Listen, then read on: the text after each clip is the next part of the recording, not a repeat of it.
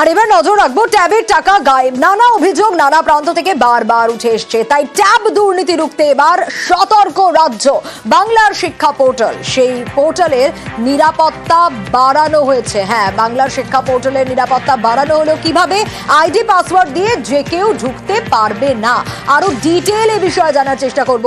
সোমরাজ রয়েছে আমার সঙ্গে। সোমরাজ, এবার তাহলে আইডি পাসওয়ার্ড দিয়ে যে কেউ ঢুকতে পারবে না, তাহলে এবার লগ ইন কিভাবে করা সম্ভব হবে? কার কাছে ওটিপি আসবে?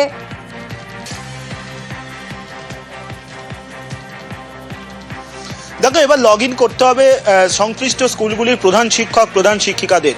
তাদের লগ ইন ও পাসওয়ার্ড দিয়ে বাংলা শিক্ষা পোর্টালে ঢোকার পর বাংলা শিক্ষা পোর্টাল থেকে তাদের কাছে ওটিপি আসবে। এই ওটিপি দিয়েই তারপরই তারা নির্দিষ্ট ছাত্রছাত্রীদের নাম আপলোড করতে পারবে। এতদিন পর্যন্তই বাংলা শিক্ষা পোর্টালে স্কুলে থাকা ক্লার্ক থেকে শুরু করে যে কেউ লগ ইন করতে পারতেন, কিন্তু এবার লগ ইন শুধুমাত্র একজনই করতে পারবেন, তিনি হচ্ছেন স্কুলের প্রধান শিক্ষক প্রধান শিক্ষিকা।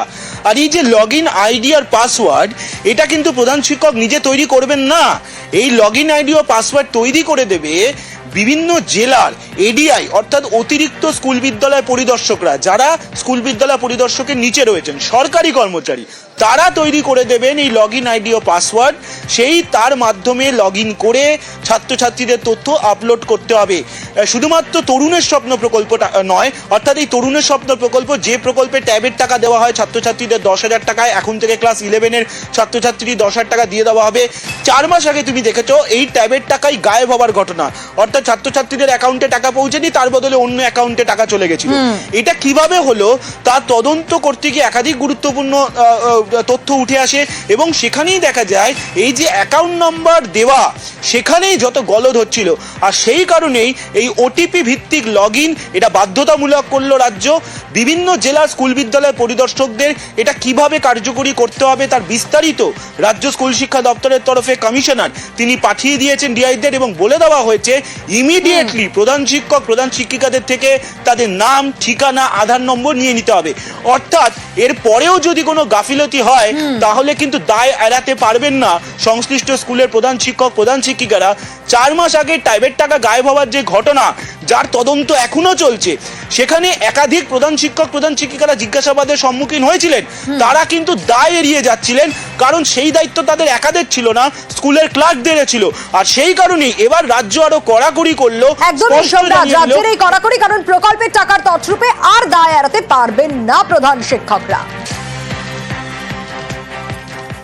এদিকে জাল ওষুধ ঠেকাতেও রাজ্যের নজরদারি। কিভাবে? অন্য রাজ্য থেকে ওষুধ কেনায় করা হলো রাজ্য। ভিন রাজ্য থেকে ওষুধ কেনায় এবার বিধি নিষেধ। তথ্য দিতে হবে রাজ্য ড্রাগ কন্ট্রোলকে। আরো ডিটেল এ বিষয়ে জানাতে পারবে অভিজিৎ রয়েছে আমার সঙ্গে। অভিজিৎ, ভিন রাজ্য থেকে ওষুধ কেনায় কি কি বিধি নিষেধ রয়েছে, কি কি নির্দেশিকা রয়েছে রাজ্যের তরফ থেকে?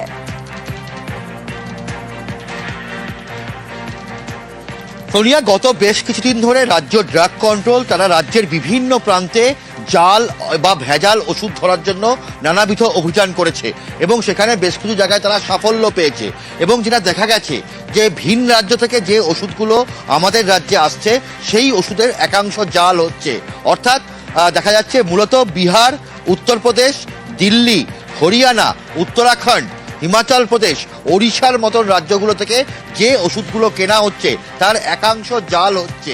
এবং সেই জাল ওষুধ ঠেকাতে এ রাজ্যের যে পাইকারি ব্যবসায়ীরা রয়েছে, পাইকারি ওষুধ ব্যবসায়ীরা, তাদেরকে রাজ্য নির্দেশাবলী দিচ্ছে যে ভিন রাজ্য থেকে যখন ওষুধ কেনা হবে তার সমস্ত তথ্য রাজ্য ড্রাগ কন্ট্রোলকে জানাতে হবে। অর্থাৎ যে ওষুধ বিক্রেতার থেকে ওষুধ কেনা হচ্ছে, সেই ওষুধ বিক্রেতার কি ড্রাগ লাইসেন্স আছে, তার জিএসটি বিল, সমস্ত তথ্য রাজ্যকে জানাতে হবে। কারণ দেশ জুড়ে যে 300টির মতন যে ওষুধ রয়েছে যেগুলো অত্যন্ত সেন্সিটিভ, সেগুলোতে একমাত্র কিউআর কোড থাকে। সেই কিউআর কোড ছাড়াও যে বাকি ওষুধগুলো রয়েছে সেখানেও প্রচুর জাল হচ্ছে, এবং এই জাল ওষুধ ঠেকানোর জন্যই রাজ্য ড্রাগ কন্ট্রোলের এই পদক্ষেপ।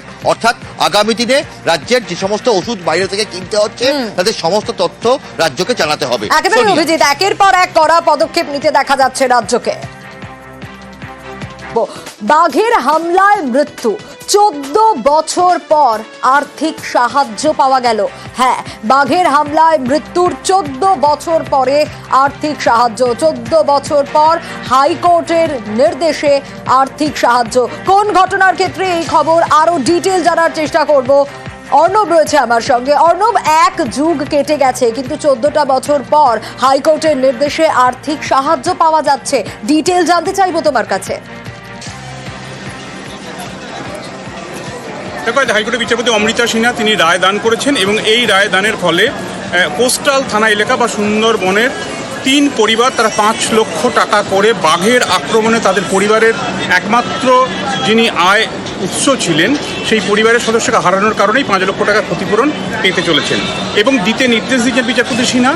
8 সপ্তাহের মধ্যে রাজ্যের বন দপ্তরের নির্দিষ্ট আধিকারিককে এই টাকা মিটিয়ে দেওয়ার জন্য তিনি নির্দেশ দান করেছেন এবং এক্ষেত্রে একটা ডিলে ছিল, অর্থাৎ 2011 সালের ডিসেম্বর মাসে মাছ ধরতে যান, এটাই তাদের ব্যবসা ছিল এবং কার্যত সেটাই রুটি ছিল। মাছ ধরতে যাওয়ার সময় বাঘের আক্রমণের মুখে পড়েন এবং বাঘের কামড়ে তার মৃত্যু হয় নিরাপদ মণ্ডলের এবং তারপর থেকে নির্দিষ্ট জায়গায় যে আবেদন করা পঞ্চায়েতের তরফে তার ডেথ সার্টিফিকেট বাঘের আক্রমণে অর্থাৎ বাঘের কামড়ে বাঘের শিকারের কারণে তার মৃত্যু হয়েছে এমনটা বলা হলো। নির্দিষ্ট কোথায় আবেদনটা করা হবে এই নিয়ে একটা দীর্ঘসূত্রিতা হয়েছিল, কিন্তু শেষমেশ আজ বিচারপতি অমৃতা সিনহা সুপ্রিম কোর্টের একাধিক রায়কে সামনে রেখে তিনি বলেছেন এক্ষেত্রে 5 লক্ষ টাকা ক্ষতিপূরণ দেওয়া সেটাই নিয়ম বা সেটাই দস্তুর, তা 8 সপ্তাহের মধ্যে দিতে হবে।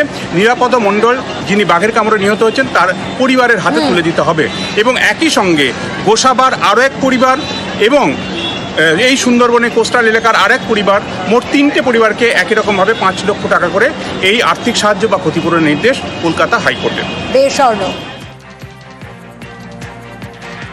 11 সালে নিরাপদ মণ্ডল বীণারানী মণ্ডলের স্বামী উনি বাঘের আক্রমণে মারা যান মাছ ধরতে গিয়ে।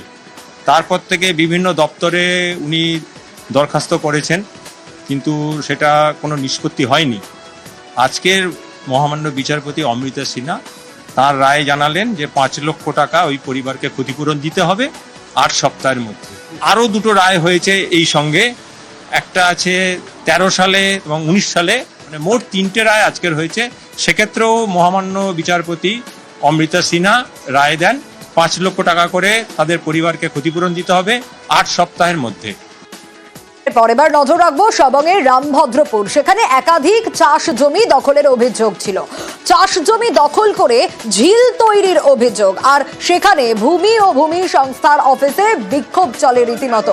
কৃষকদের জমি চাষযোগ্য করে ফেরতের নির্দেশ দেওয়া হয়েছে। কি বলা হলো হাইকোর্টের তরফ থেকে, আরো ডিটেলে বিষয়ে দেখাবো। তবে তার আগে যে ছবি আপনাদের দেখাচ্ছি, জমি ফেরতের দাবিতে দিনভর চলে বিক্ষোভ। শুধু তাই নয়, ইট দিয়ে অফিসের তালা ভেঙে ঢোকার চেষ্টা।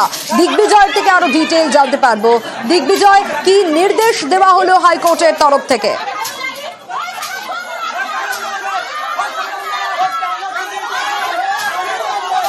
দেখো সোনিয়া, মাসখানেক আগে পশ্চিম মেদিনীপুর জেলার সবংয়ের রামভদ্রপুর এলাকায়, যেখানে চাষিদের জমি দখল করে সেখানে ঝিল তৈরি করে মাছের ব্যবসা করতে কিছু মানুষ অবৈধভাবে ব্যবসা করছে ব্যবসায়ী, সেই অভিযোগ কিন্তু যারা সবংয়ের কৃষক বাঁচাও সমিতির লোকজন ছিল তারা বিভিন্ন দপ্তরে জানিয়েও কোনো লাভ না হওয়ায় হাইকোর্টের দ্বারস্থ হয় এবং হাইকোর্ট থেকেই মাসখানেক আগে নির্দেশ আসে পুনরায় ওই ঝিল থেকে চাষের জমিতে রূপান্তরিত করতে হবে।